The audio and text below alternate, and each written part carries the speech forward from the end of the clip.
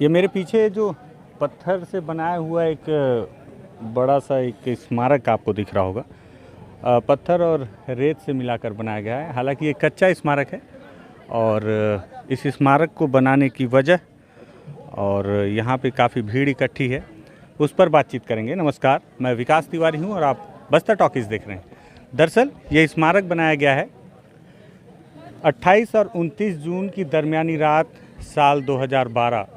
उस समय इसी स्थान पर कुछ गांव वाले इकट्ठा थे और कुछ बैठक कर रहे थे बीच पंडुम को लेकर। उसी दौरान सर्चिंग पर निकली जवानों की टीम ने उन्हें एक माओवादियों की मीटिंग समझकर उस पर फायरिंग कर दी थी। इसमें 17 लोग मारे गए थे और 17 ग्रामीणों में 7 नाबालिग भी थे, जो जानकारी निकल कर आई। आगे चलकर इस पूरे मामले पर न्यायिक जांच भी गठित की गई और उसके जो रिपोर्ट हैं वो भी 2019 में सामने आ गए थे, जिसमें न्यायिक जांच में इस बात का जिक्र था कि जवानों की गलती थी और जो ग्रामीणों पर गोली चलाई गई उन पर बट से मारा भी गया था और घायल भी हुए थे। हालांकि उस जो जवानों ने जो मुठभेड़ बताया था उसमें एक जवान भी शहीद हो गया था और 4-5 जवान घायल भी हुए थे। उसकी भी जांच हुई थी, तो जिस पे ये बात निकल कर सामने आई थी कि वो आपसी क्रॉस फायरिंग में ही जवान की मौत हुई थी। खैर, ये आप अगर गूगल करेंगे तो आपको मिल जाएगा। मुद्दा ये है कि आज यहाँ पर लगभग हज़ारों की भीड़ है। पीछे आप देखें, ये भीड़ यहाँ पर एकत्रित है और ये भीड़ दरअसल उन मारे गए ग्रामीणों की याद में है और उन्हें श्रद्धांजलि देने के लिए है और उनकी याद में ही ये स्मारक बनाया गया है। और ये ग्रामीण अलग अलग क्षेत्र से यहाँ पे पहुँचे हुए हैं। यहाँ पर एक आप देखें पोस्टर लगा हुआ है जिसमें उस दौरान जो ग्रामीण थे जो मारे गए थे उनकी तस्वीरें चस्पा की गई हैं। एक स्टेज बनाया गया है और जिसमें कुछ सामाजिक कार्यकर्ता हैं और ये हज़ारों की संख्या में भीड़ अलग अलग स्थानों से आई हुई है। और साथ साथ ग्रामीणों ने अपने देवी देवताओं को भी यहाँ पर आंगा देव और जो अलग अलग मान्यताएं उन्हें भी लाकर यहाँ पर सम्मान से रखा हुआ है ताकि वे भी इसके गवाह बने इस श्रद्धांजलि की। अमूमन आदिवासी इस तरह से अपने प्रमुख भूमिकाओं में इस तरह से अपने देवी देवताओं को भी स्थान देते हैं। अब मैं आपको बताता हूं कि असल में ये जो ग्रामीण आए हुए हैं अलग अलग क्षेत्र से, इनसे भी हम बातचीत करने की कोशिश करेंगे कि कहां से आए हैं, क्यों आए हैं और क्या इनको जानकारी है कि क्यों आए हैं और मांगे क्या क्या हैं। लेकिन उसमें आप थोड़ी सी एक झलक देख लीजिए कि किस तरह से यहाँ पे ग्रामीण नृत्य कर रहे हैं और अपनी बातों को रख रहे हैं सामने।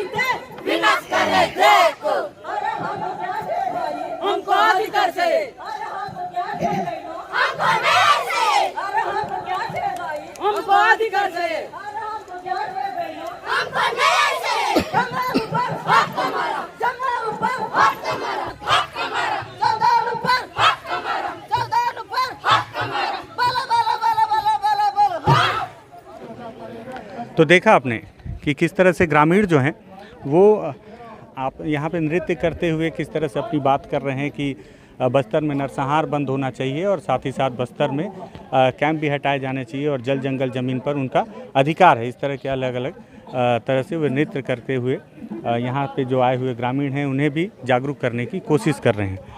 अब मैं आपको बताऊँ कि इस पर थोड़ा सा राजनीति का फूट भी मैं डाल देता हूँ। दरअसल राजनीति का यह है कि जब 2012 में ये घटना हुई थी उस वक्त छत्तीसगढ़ में भाजपा की सरकार थी और बताया जाता है उस वक्त यहाँ के जो नेता हैं कांग्रेस के विक्रम मंडावी, उन्होंने भी इस मामले को उठाने में अपनी महती भूमिका निभाई थी। लेकिन आज छत्तीसगढ़ में कांग्रेस की सरकार है और विक्रम मंडावी आज इसी स्थान से विधायक हैं।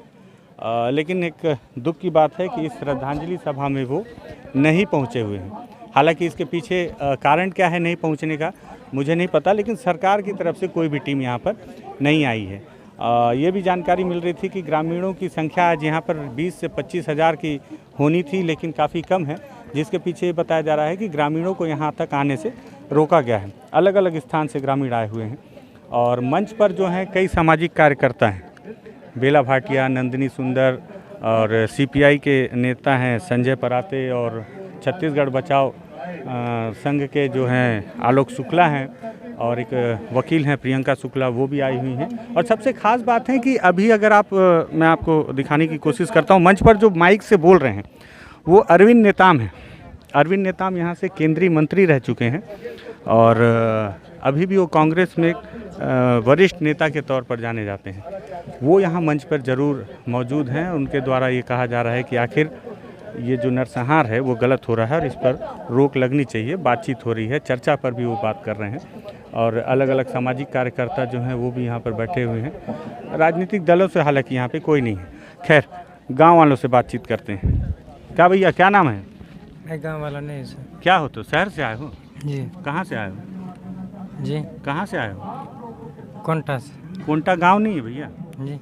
क्या है? गाँव से ही आए हो ना? जी। कोंटा से आए हो? कोंटा नहीं, रे जी तोंगपाल। तोंगपाल, अभी कोंटा था अब तोंगपाल हो गया। कैसे, क्यों आए हो वैसे? कैसे बुलाए तो आगे सर। कौन बुलाया?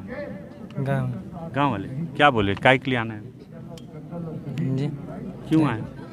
ऐसी कुछ मीटिंग है बोल के। क्या मीटिंग है, कुछ बताए थे मीटिंग के बारे में? नहीं बताए सर। तो आने के बाद कुछ समझ में आया क्यों आए हो, क्या मीटिंग है? जी।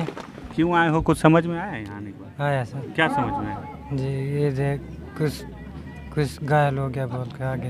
अच्छा, पढ़ाई वढ़ाई किए हो? नहीं क्या? नहीं किए हो। क्या नाम है तुम्हारा?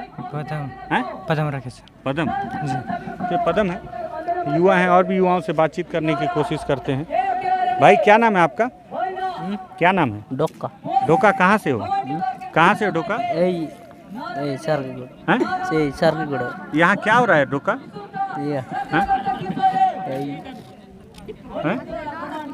क्या हो रहा है बताओगे थोड़ा सा?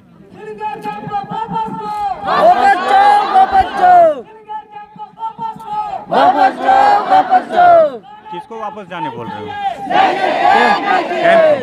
कैंप नहीं चाहिए? क्या क्या चाहिए? स्कूल चाहिए, कैंप नहीं चाहिए। ठीक है। हालांकि क्या चाहिए और क्या नहीं चाहिए इस पर तो हमने पहले भी बातचीत की थी। अभी नारे से आप देखिए कि स्टेज से किस तरह से नारेबाजी की जा रही है सिलगेर कैंप को लेकर। यहाँ पर फिर से एक बार ग्रामीण जो है नारेबाजी कर रहे हैं। इसमें सामाजिक कार्यकर्ता और जो केंद्रीय नेता रहे हैं पूर्व कांग्रेस के अरविंद नेताम, वो भी इस नारेबाजी में लोगों के साथ नारेबाजी में अपनी आवाज़ मिला रहे हैं। मतलब उनकी भी सहमति है कि जो ग्रामीणों की मांग है वो पूरी होनी चाहिए। ये भी राजनीति का एक अजीब हिस्सा है कि आखिर एक ही पार्टी के एक वरिष्ठ नेता यहाँ आते हैं और उन्हें लगता है कि गलत हो रहा है, वहीं दूसरी ओर जो लोग कभी विपक्ष में थे, जो इस बात का विरोध किया करते थे, आज जब वो सत्तासीन हो गए हैं तो उन्हें इन सब मामलों से कोई मतलब नहीं है। खैर, और छोटी छोटी बच्चियाँ भी हैं, उनसे भी बात करते हैं। बेटा, क्या नाम है? क्या नाम है बेटा?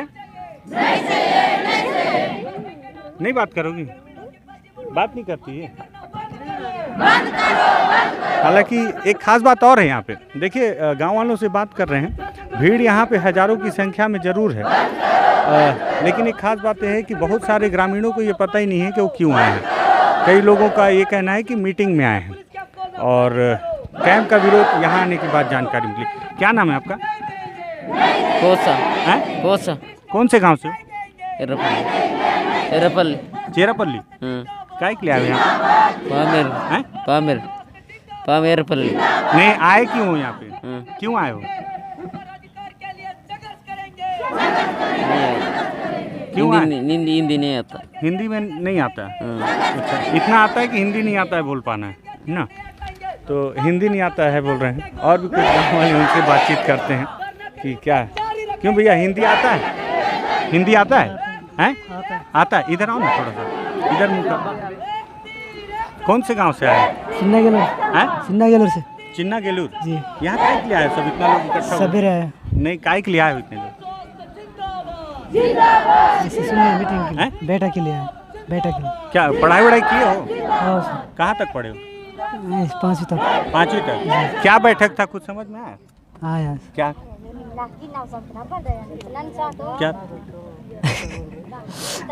क्या क्या? बोल क्या बैठक था बताओ ना। हैं? जल संगमन के लिए। क्या के लिए?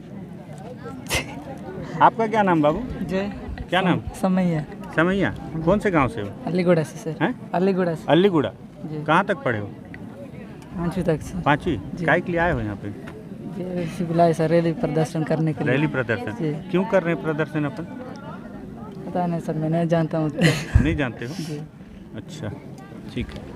तो कुछ गांव वालों से बातचीत की हैं, हालांकि इनको ये नहीं पता है कि रैली प्रदर्शन करने आए हैं, रैली प्रदर्शन क्यों किया जा रहा है। और ये भी एक दूसरा अंग है आंदोलन का कि बस्तर में जो आदिवासी हैं, जो ग्रामीण हैं, वो इतने भोले भाले हैं कि अगर इनको बोल दिया जाए कि आंदोलन है, मीटिंग है, वहाँ पे पहुँचना है, तो ये लोग पहुँचते हैं। लेकिन दुख की बात है कि कई बार इन्हें पता ही नहीं होता। और मैं आपको बता दूं कि इसी अज्ञानता, इसी भोलेपन का हर कोई फ़ायदा उठा रहा है। हर कोई, राजनीतिक दल हो या माओवादी हो, हर कोई इनका इसी तरह से फ़ायदा उठाता है। क्योंकि आप देखें जब मुख्यमंत्री की कोई बड़ी सभा होती है ना, तो उस दौरान भी यही आपको माहौल देखने को मिलेगा। हज़ारों की संख्या में ग्रामीण आते हैं और उनको ये नहीं पता होता क्यों आ रहे हैं। बता देते हैं कि मीटिंग है, गाड़ियों में उनको डाल कर लाया जाता है और फिर उनको वापस छोड़ दिया जाता है। और अभी भी एक मीटिंग है और बहुत दुख की बात है कि सारकेगुड़ा जैसा हमला होता है जिसमें 17 ग्रामीणों की हत्या कर दी जाती है और ग्रामीण उसके विरोध में हैं, लेकिन बहुत सारे युवाओं को ये भी नहीं मालूम कि वो क्यों आए हैं, मीटिंग में आए हैं। तो इस तरह से बस्तर की अलग अलग तस्वीर है और सोचने वाली बात है कि ये तस्वीर कब बदलेगी, कब बस्तर का ग्रामीण युवा इतना जागरूक हो जाएगा कि वो अपना भला बुरा सोच पाएगा, कब उसे यह समझ में आने लगेगा कि उसका कोई दुरुपयोग कर रहा है। शक्ति, चाहे वो माओवादी शक्तियाँ हों या राजनीतिक दलों की शक्तियाँ हों, वो उनका दुरुपयोग कर रही हैं। हर कोई अपने फ़ायदे के लिए उनका इस्तेमाल कर रहे हैं। और जिस तरह से भीड़ आई हुई है, जिस तरह से इनके चेहरे देख रहा हूँ, जिस तरह से इनसे बातचीत कर रहा हूँ, मुझे लग रहा है पता नहीं क्यों ऐसा बोलने में मुझे भी दुख है इस बात का कि अभी काफ़ी लंबा समय है कि इन्हें और जागरूक करने के लिए, हालांकि सरकार प्रयास कर रही है, बोलती है, लेकिन मुझे उसका रिजल्ट भी नहीं दिख रहा है। पता नहीं कब ये लोग इतने जागरूक हो जाएंगे कि अपना भला बुरा समझेंगे। खैर, बस्तर की अलग अलग तस्वीरों पे भी बातचीत करेंगे और ये सिलगेर के बाद यह जो आंदोलन चल रहा है, इसकी तस्वीर भी मुझे लगा कि आपको दिखानी ज़रूरी है। मुझे लगा कि यह भी बताना ज़रूरी है कि किस तरह से यहाँ पर स्मारक बनाया गया है, क्यों आखिर ये कार्यक्रम चल रहा है और इस कार्यक्रम के पीछे राजनीतिज्ञों की क्या सोच है, कब चीज़ें गलत हो जाती हैं राजनीतिज्ञों के लिए, उसके लिए उनको विपक्ष में आना होता है। अगर वो पक्ष में आ जाते हैं तो मुझे लगता है कि सब सही हो जाता है उनके लिए, फिर कुछ भी गलत नहीं होता। तो इन सब चीज़ों पर बातचीत करने के लिए अगर आपको लगता है कि इस पर चर्चा होनी चाहिए तो आप बस्तर टॉकीज़ को सब्सक्राइब कर सकें।